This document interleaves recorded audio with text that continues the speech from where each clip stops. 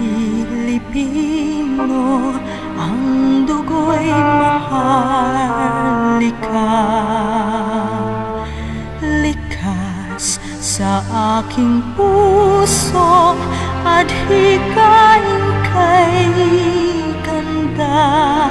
Sa Pilipinas na aking bayan, lantay na perlas ng silanganan, wari na tipo ng kayamanan ng may kapal. Ako ay Pilipino, ako ay Pilipino, taas noo kahit kanino, ang Pilipino ay ako.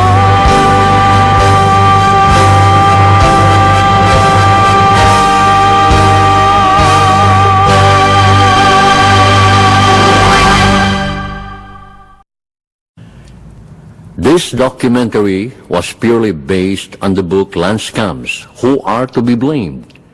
An in-depth investigative report on the hidden history of the Philippines by Daniel Balmonte Frianeza. All Philippine history books that had ever been written were about people, places, and events. Nothing had been written about the very land geophysical setting upon which all these significant people and events had played their significant roles. This book is the very first. This is the hidden history of the lands of the Philippine Islands, uncovered through the diligent investigative work of Danny Frianeza. This is history recovered, which no one else could ever write so boldly. Only then, the author knows whose eyes were blinded by corruption. But through this documentary, aside from the sad book, the facts will now be imparted, and thus educating us that many people were still unaware, hoodwinked, even their eyes wide open. This research work is important for its political, social, and economic value for the Filipinos. Moreover, it is written in the true spirit of self-sacrifice for a noble ideal. There is virtue in courage, especially in pursuing one's values consistently, even in the face of risk. This investigative report stands as a clarification and also refute Vice President Noli de Castro's baseless allegation that O.C.T. 01-4 is a fake title. This risky misinformation and other remarks expressing doubt and bewilderment, such as these ones for Ripley, it's almost funny and monumental fakery and a bad work of fiction pertaining to O.C.T. 01-4 tends to twist the history, thus corrupts the mind of the reader. At a glance, we can even surmise that these remarks are all black propaganda meant to mislead millions of Filipinos who are aspiring and craving for a piece of land. The land is supposed to be the fulfillment of their dreams so that they could enjoy its resources. Instead, they are being deceived more than half a century by government officials concerned in land titling who annihilate and discredit the genuineness of archival documents which played a major role in our history.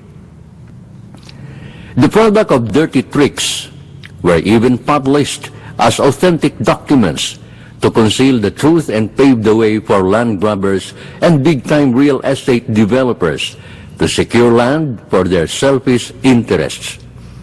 Indeed, the government's involvement in the proliferation of fake titles through community mortgage program and the so-called socialized housing project had caused the flooding of fake titles all over the country.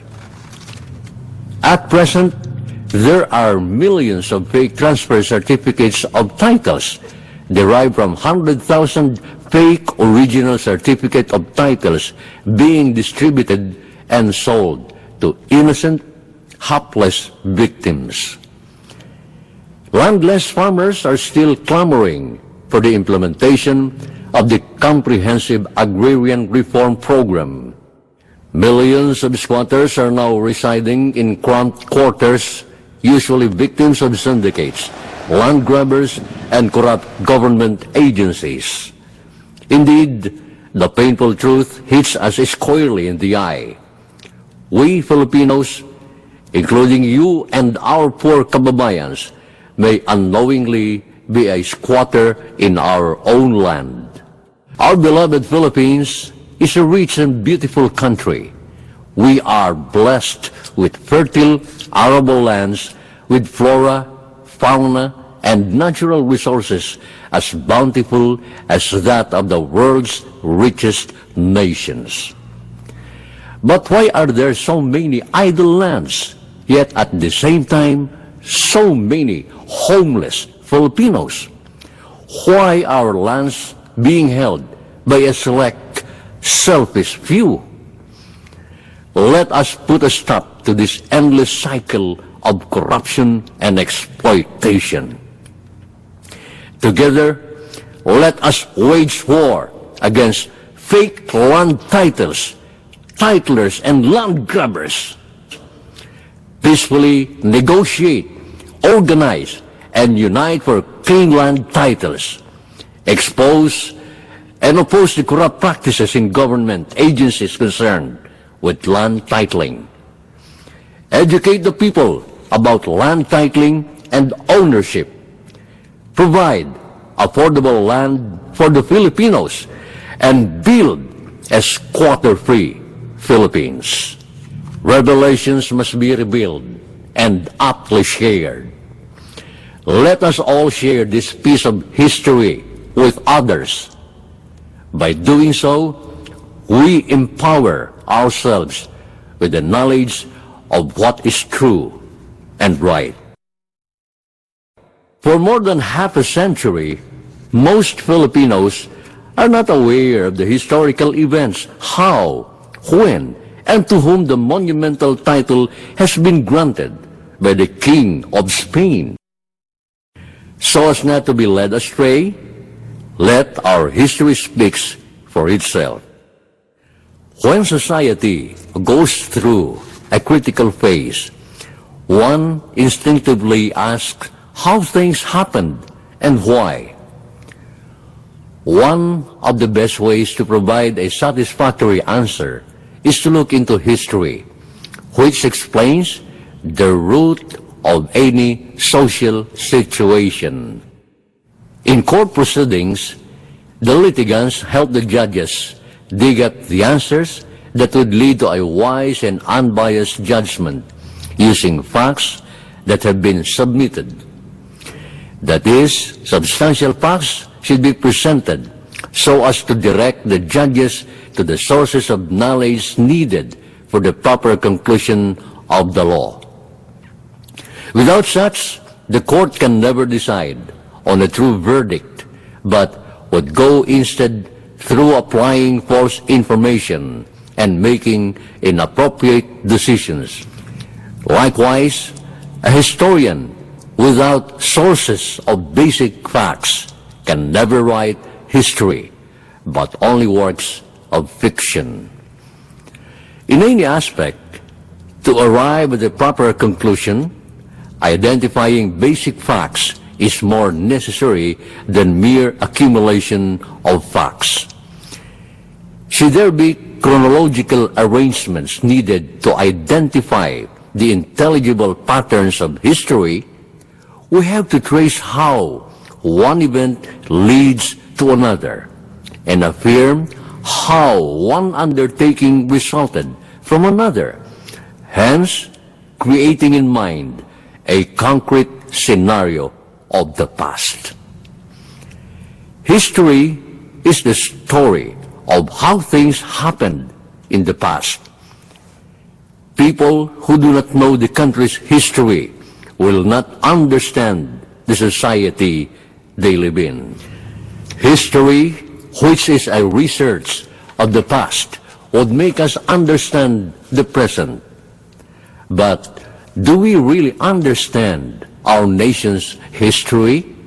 Particularly how the 7,169 more or less islands and islets were acquired by the Spaniards? What land titles were issued, and whose names those vast tracts of land were recorded in that era? Sad to say, many Filipinos today have limited views or little understanding of vital issues and social trends, resulting probably from a damaged culture, colonial mentality, or a nauseous guessing methodology of analyzing the past. Their myopic views have made actual or true events, like the registration of big tracts of land covering provinces and municipalities, appear today so ridiculous, a myth, and a fantasy. Are we aware of the existence of tremendous land holdings acknowledged to be valid and authentic by the Supreme Court? This is the land title owned by the Piedad Estate.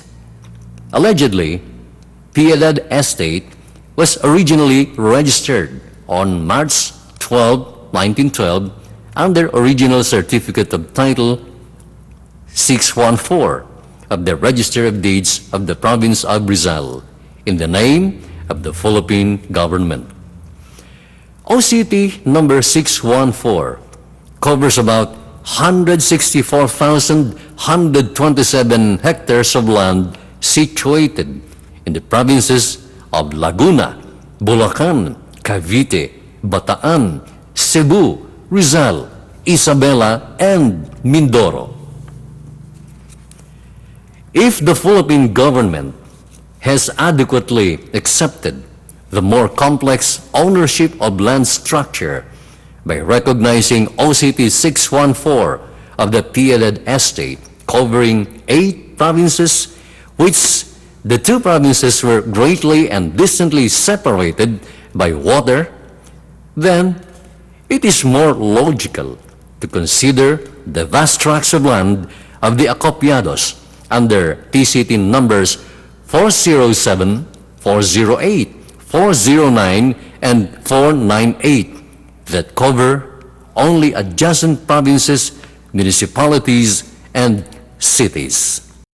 Since most Filipinos are not familiar with these particular historical events, they were easily deceived by this long accepted but misleading information.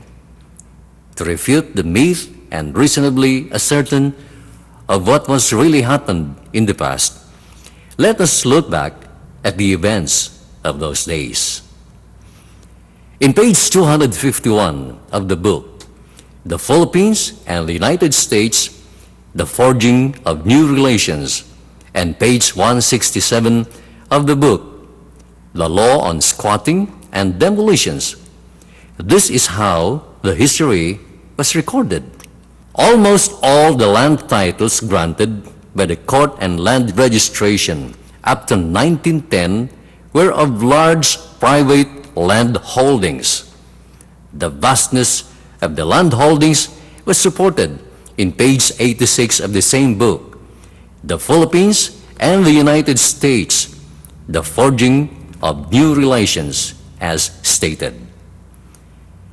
The doctrine was formulated with specific reference to the Philippines in the Treaty Declaration, Article 8, that the cession of the islands to the United States cannot in any respect impair the property or rights, which by law belong to the peaceful possession of property of all kinds of provinces, municipalities, public or private establishments, ecclesiastical or civic bodies, or any other association having legal capacity to acquire and possess property in the aforesaid territories. In our experience, we, the Maharlikans group, often encountered not only humiliation in court battles, but also through destructive interpretations by some government agencies and officials, particularly those concerned in land titling. These incidents have corrupted the minds of the public. This important issue will be discussed in part 2 of this documentary and hopefully will serve as an eye-opener to millions of Filipinos who were blinded about these monumental irregularities in the issuance of land titles.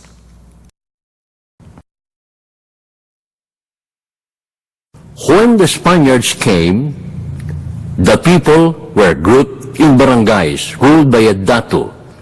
They lived on land that all the barangay members helped to cultivate. No one claimed any parcel of territory as private property. By right of conquest, the Spanish crown claimed all the lands and freed the people from their datus, but made them vassals of the king.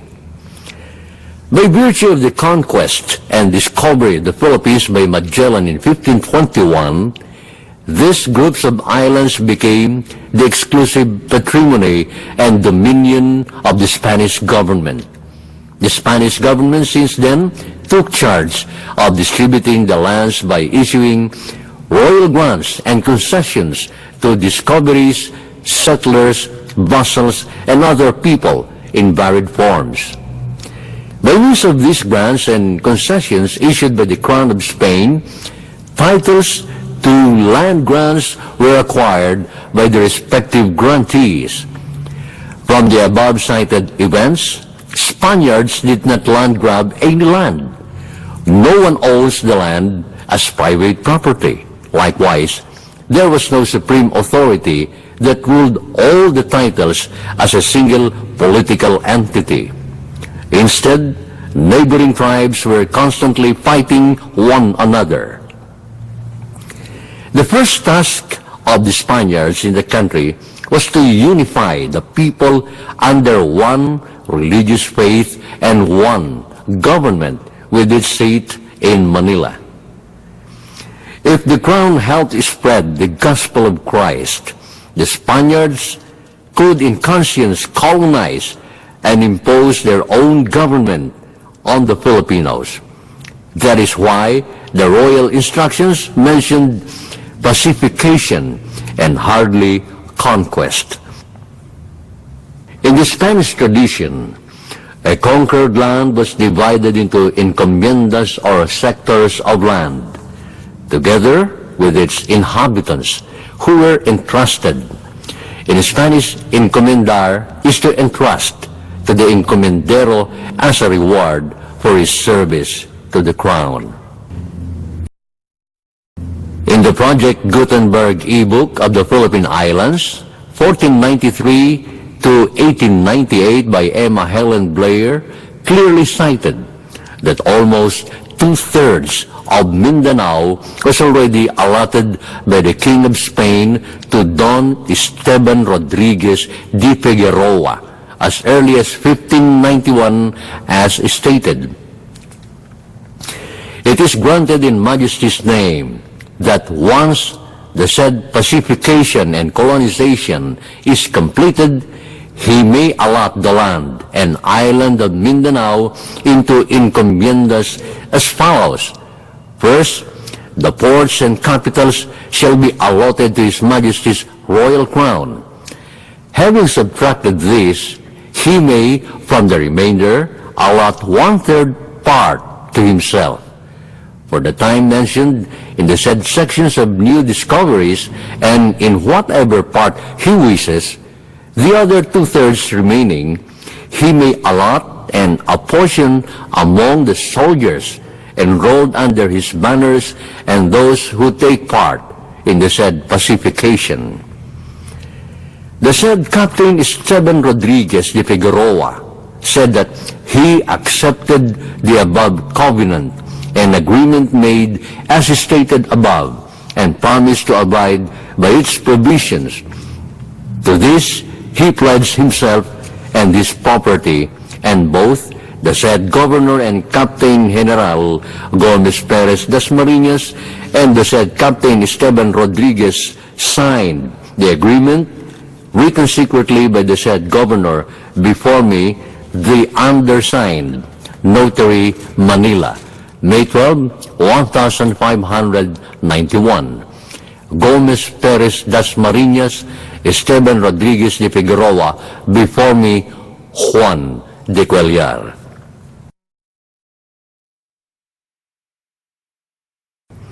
After Don Esteban Rodriguez de Figueroa's death, he was succeeded by his eldest son, Don Eduardo, to one of the royal seats of the Spanish throne.